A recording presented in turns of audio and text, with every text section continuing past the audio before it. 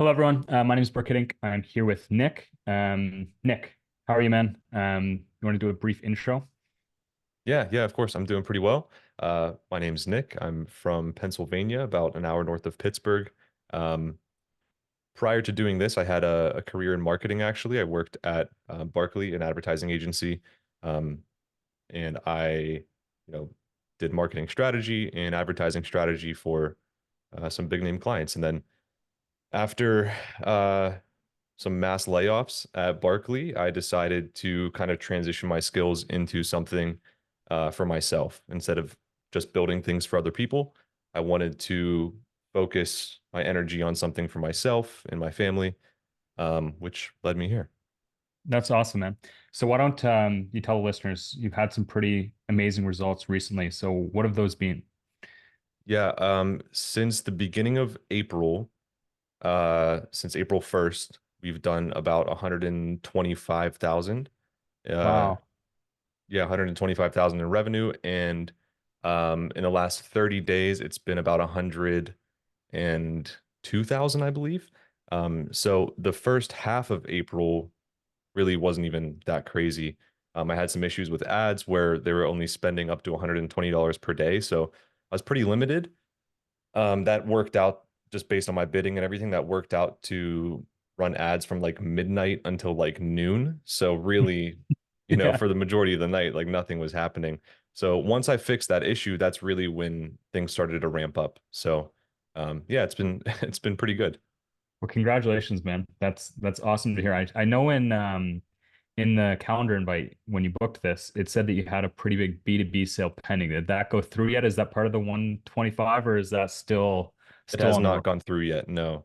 No. So that's something where I'm working with them to make sure they get exactly what they need and kind of build it out to spec for them. So that at this point could be in the ballpark of, 35 to 45 grand, depending on which route they take. So that the revenue to date does not include that B2B sale. Wow. So it could even get a lot better then. Yeah, If yeah, that for sure. cool. Um, Interesting. So I didn't know you had a background in marketing before you got into this. So I'd be Yeah. curious to hear, how do you feel that that's played a role in your journey? Is it like directly applicable? Has it helped you in some way, or do you think it's completely different? How has that played a role so far? I think it's 100% applicable. The position I had was kind of multifaceted. I did everything from brand strategy, so like high level, brand communications, like who are we speaking to, how do we speak to them, where do we have that conversation, all the way down to like very specific advertising strategies. I was also a media planner. I managed like $3.5 million in annual ad spend for clients, where I planned very specific advertising campaigns across Google, you know, Facebook and LinkedIn, pretty much every platform. So although I wasn't what we would call a media buyer, where I wasn't necessarily in the platforms building out the ads, which I am doing now, obviously. Um, I was still mapping out the strategy, mapping out the budgets per month, some targeting information and targeting strategy. So all of that's directly applicable to this. The only difference is I'm actually the one pushing the buttons now. And to be honest, before this, I've dabbled in shopping ads and Google Shopping ads, but it wasn't a huge strategy that we had because a lot of the clients, again, with big budgets like that, it's almost always a full funnel strategy where we're thinking about how do we drive high level brand awareness or product awareness and then kind of work them through the funnel. Whereas the approach um, that you teach and that I've been taking is kind of bottom up, starting Yeah. with low funnel tactics with Google Shopping and then working our way up. So that's kind of a new approach, but I think because of my background, I'm I've been able to conceptualize that pretty well and dive pretty deep into it. It makes a lot of sense. Yeah. It seems like even though the strategies are a bit different, you already came in with an understanding at a deep level of what we're trying to do, even though it's a little bit different than before, which I'm sure has really helped you a lot. How have you found, I'm curious, doing this for someone else, for a company versus doing it for your own company? Do you find it's higher pressure? Do you find it you enjoy it more doing it for your own company versus someone else? Like, can you compare and contrast those two? 100%. I like it so much more. At to be honest, at an agency, like, when a client comes in and they say this is what they want to do, this is what they're hiring us for, these are their goals for the year. At an agency, it's your job to sit with your team, discuss with creative, with the media buyers. The whole team sits down and we discuss how we can make that happen for them. We come up with what we think would be good ideas, um, come up with some projections on how that could look, present it to the client. And then most of the time, they're like, yeah, this looks great. But by the time it's done, it's a sterilized version of the strategy that we initially came up with because they Hmm. have to get it approved by their boss, their higher ups, or their legal team gets involved and they're like, no, we can't do that. We can't say that. So by the end of it, it's not at all what we initially planned. So it takes a bit of the fun away because you're not really running with your ideas. And everything takes so long to to get done because you have to go through so many hoops just to get approved to start running campaigns.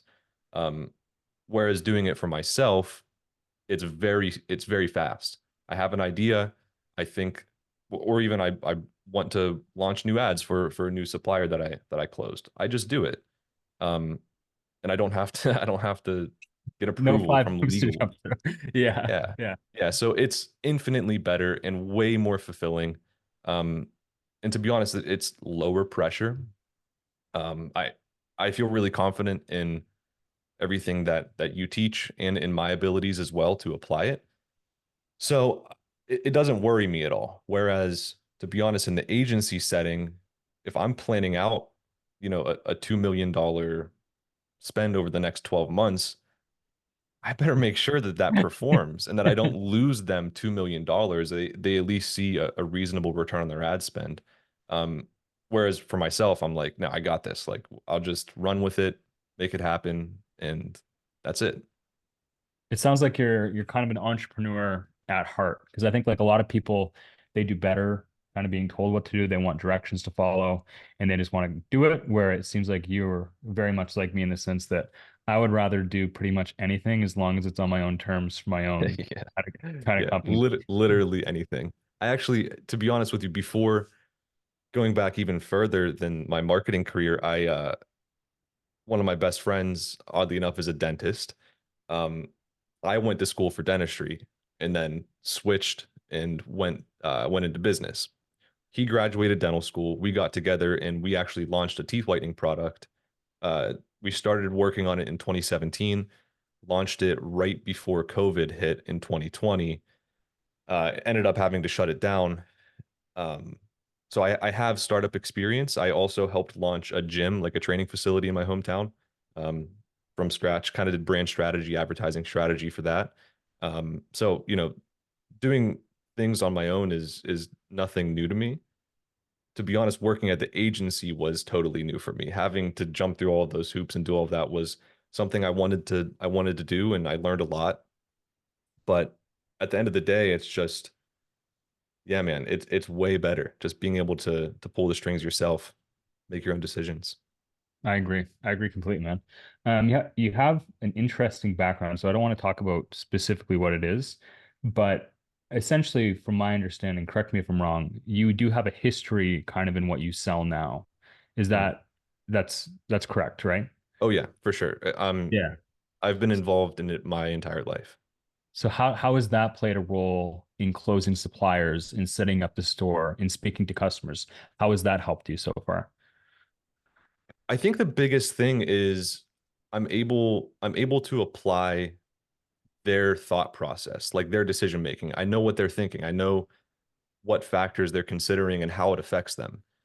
And then on top of that, just able to speak the language with them and understand where they're coming from, to be able to kind of talk customers through their decision making or talk to suppliers about different features and get really nuanced with them because um, I guess there's a lot of details to consider in this industry.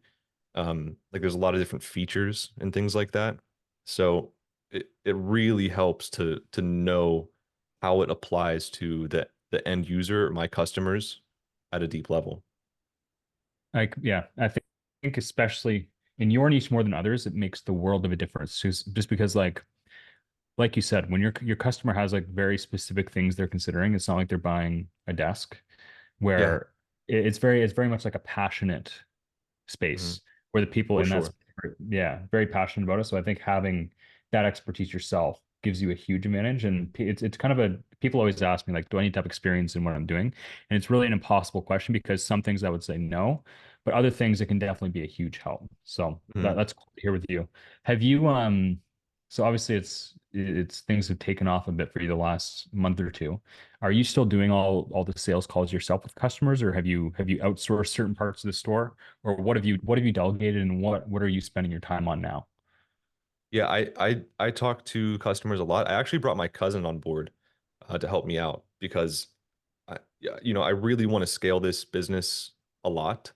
Um, and there's just a time equation involved, and you know this. Like, I think most people will typically outsource to a VA or something like that. Um, but to be honest, I just wanted to build something with my cousin, who's like a brother to me. We grew up together. We've always wanted to own a business together and operate together. And I figured this is a situation where we can totally support both of our families and probably get to the point where we have to hire more people. Um, I trust him. He has sales experience. He actually used to do like outdoor renovation sales. Oh, So cool. he has high ticket sales experience, which was crucial. Um, he is doing a lot of supplier relation stuff, so talking to suppliers and closing new suppliers, just to keep that funnel going and keep that part of the business running smoothly, while I can kind of focus on what I'm best at, which is marketing, advertising, branding, and then talking to the customer. That's you said that very well. I was talking to a friend a couple hours ago actually, and he told me a funny story about the founder of Shopify. He said like when um one of the board members that this guy knew, he walked into the founder of Shopify's desk and he just wiped everything off the desk. He's like, "What are you doing? Like, why are you doing all this stuff? Like, you just need to do what your job as the executive to do is, which is figure out how to grow the company." So I think Yeah, it's very interesting that you've already identified that because I think that's a huge mistake people make is they want to do absolutely everything and wear 15 hats. But the reality is you do have to do that when you first get started. But as soon as you can, you should try and do what you're best at and bring in other talented high level people to take over other areas of the business. That's the only way to really scale the business.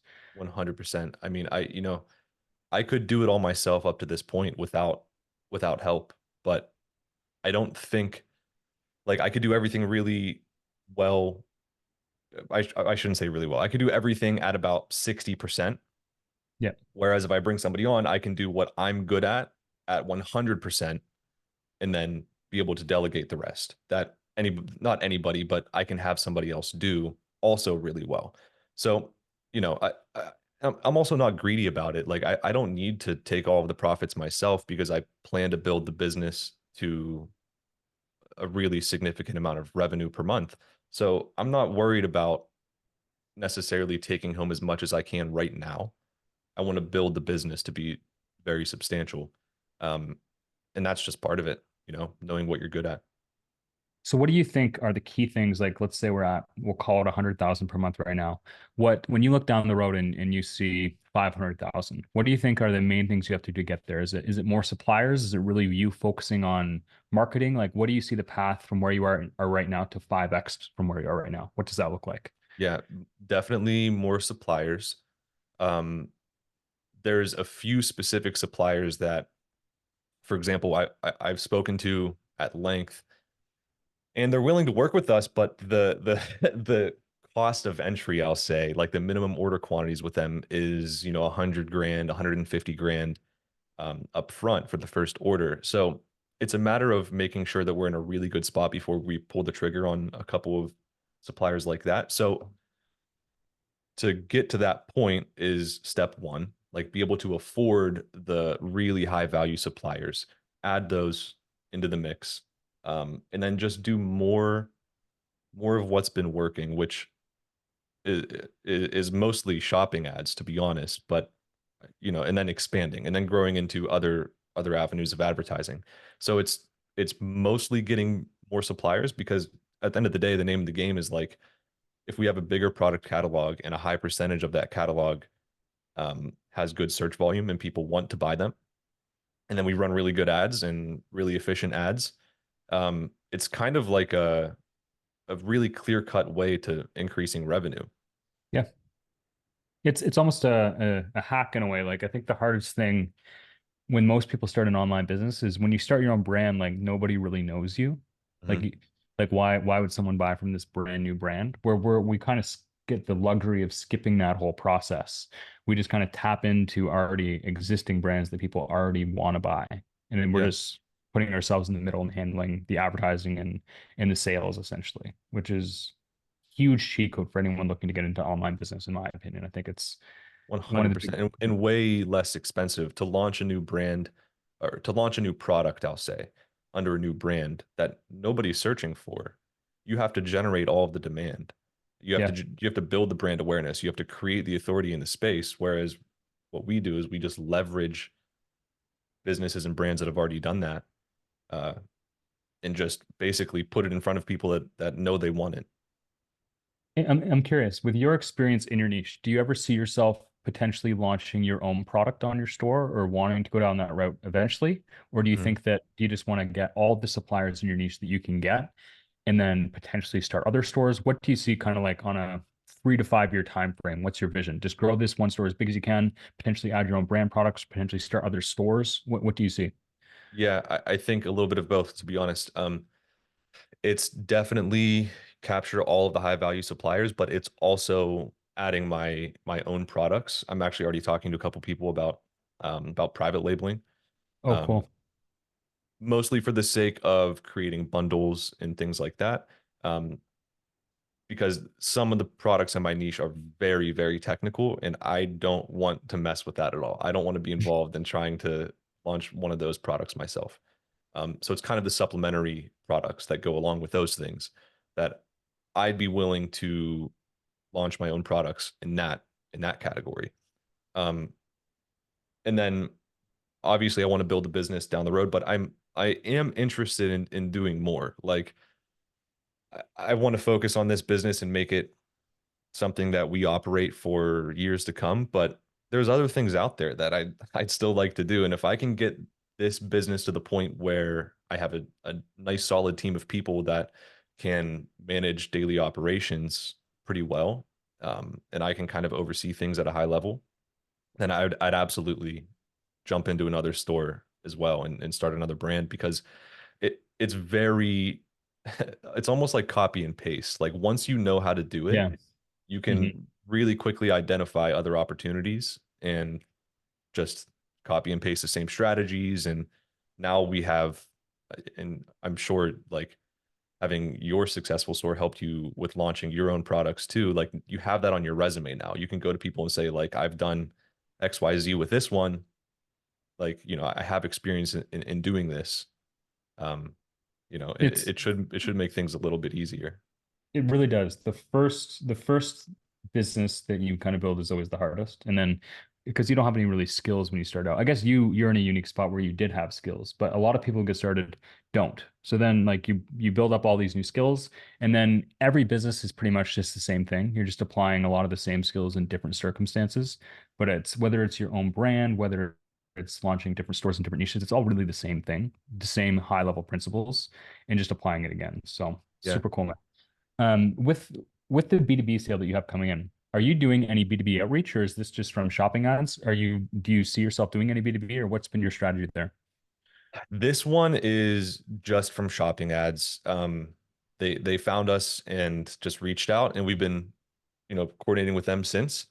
Um, to be honest, it's something that I totally want to get involved in. I have been trying to map out a B2B strategy and outreach. It's a matter of time mostly. Um, we just kind of got lucky with this one, to be honest. They saw a shopping ad, they liked it, and they were like, "Hey, we want a few of these. What can we do?" I was like, "Yeah, absolutely. You can have as many as you You want." can more the better. Yeah. More the merrier. Good stuff, man. A couple more questions for you, and then at the end, I'll if you want, I can answer a question for you live. But two more before that. So before, or I guess in the program, what's been the biggest thing that you found helpful? Is it the one-on-one coaching? Is it the ad strategy? Is it kind of getting validation on your product? What has been your favorite part about the program? For me, I think it's probably a combination of the ad strategy, in terms of the very specific setup, like in the ads account. Hmm. Um, that that's not something that I've done before. So that was super helpful. Again, I was able to apply kind of a higher level knowledge to it, and I understand how it was working, but I've never actually done that type of setup before. So that was super helpful. That combined with just access to other people in the community that are doing the same thing. Because you have, again, time, I think, is the most valuable resource here. And instead of spending weeks on end Googling and researching and getting caught up in Reddit threads, like, I can just go in and ask people or read previous conversations, um, and just pull insight in a matter of minutes that immediately affects what I'm doing. So Hmm. I think it's the combination of those two things that has by far been the most helpful. Cool.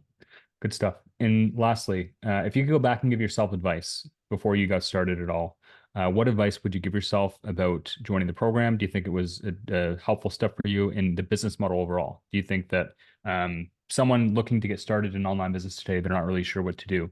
How would you, or what advice would you give them now that you've kind of gone through this yourself?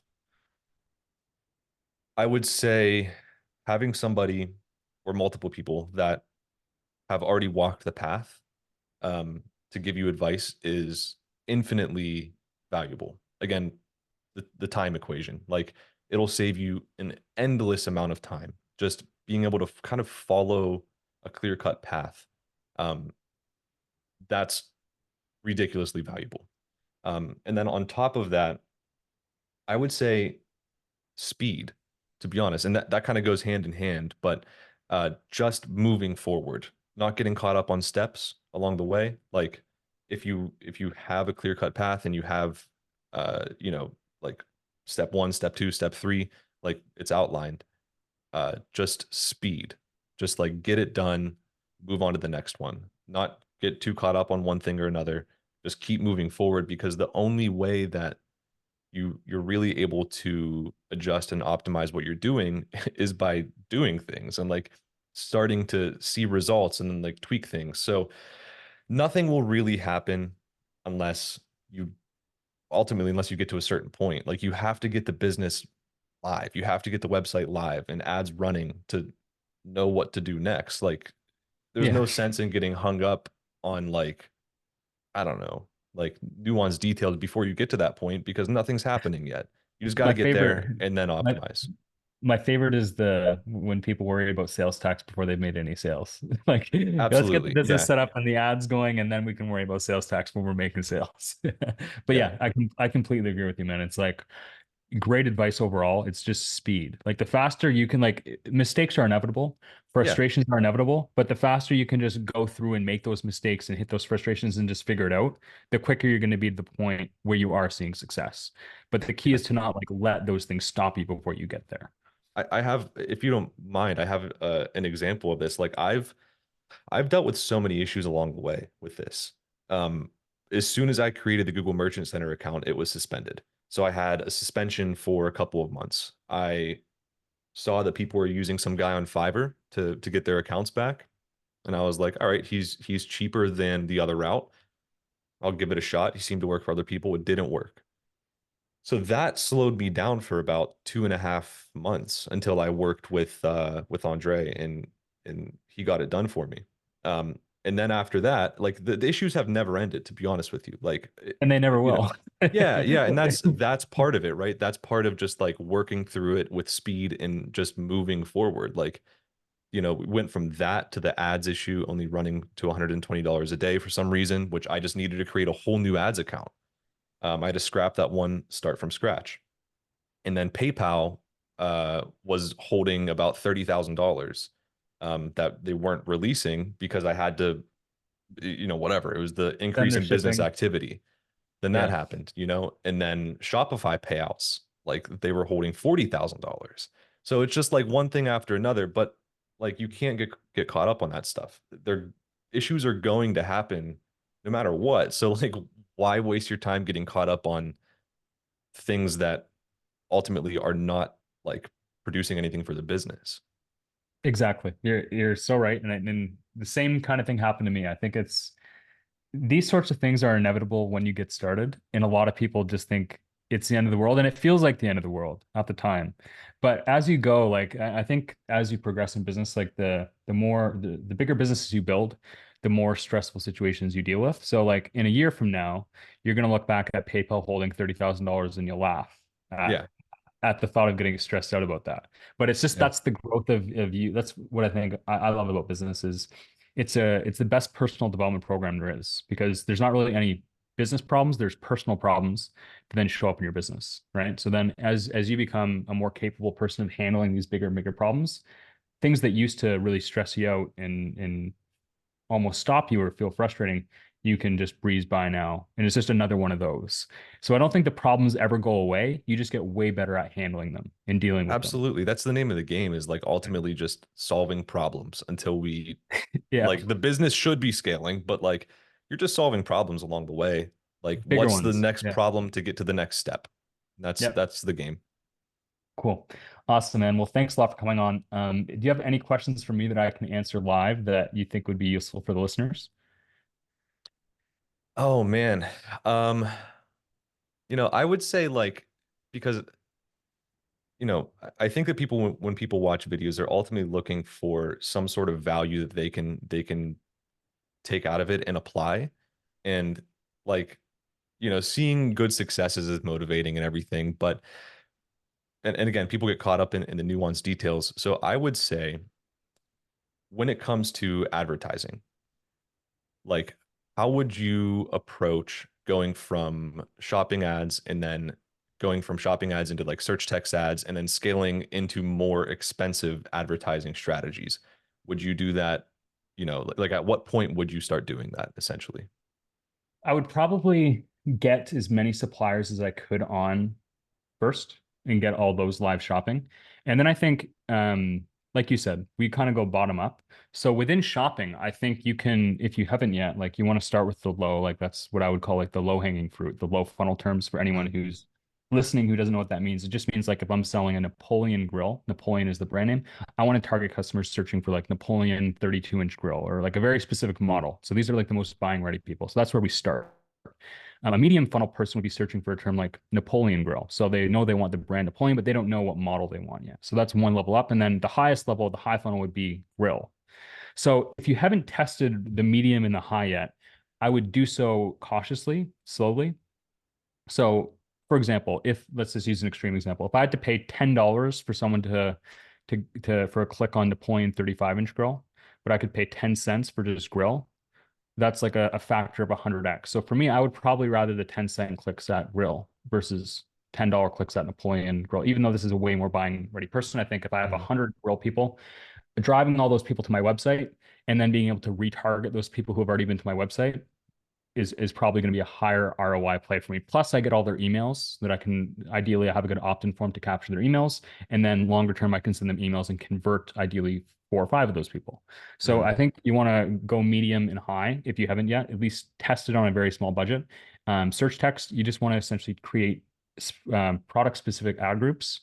So if I'm selling a Napoleon 32-inch grill, a certain model, I would want to create an ad group for just that and then target that within my search text campaigns. That would be kind of the next step. If you haven't done display remarketing yet, you want to do display remarketing. Facebook ads, the lowest hanging fruit you can do there is just general retargeting ads. So there's like a dynamic retargeting feed in Facebook. So if I go look at a certain product on your website, then Facebook will capture me on your pixel and then show me that product on Mm. Instagram and Facebook. That's very low hanging fruit.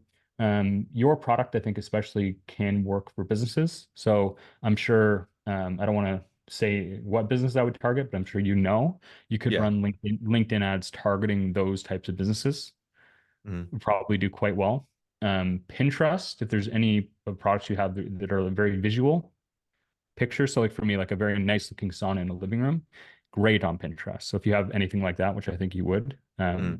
definitely retargeting is the lowest hanging fruit you can do all around is just retargeting ads, but then slowly start testing different campaigns as well So you on would say cold. basically like you start with a low funnel, which are very high buying intent keywords. And then as you work your way up, it's not necessarily like, obviously there's a numbers game involved where like 100 people click on like a high funnel campaign, like you might get a couple sales or one sale or something like that. But really the value in that is like, it's almost building a seed audience for your retargeting Yes. campaigns. Exactly. Exactly. For your Yeah. retargeting campaigns and ideally your email lists. And then over time, that just really snowballs the more it Yep. grows. Like even if you can break even on your high campaign, but if I can break even but add 150 people a day to my email list, Yep. that's awesome with me, you know? Yep. Yeah. So Amazing. hopefully that was helpful. I think it is. Cool. Thanks a lot, man.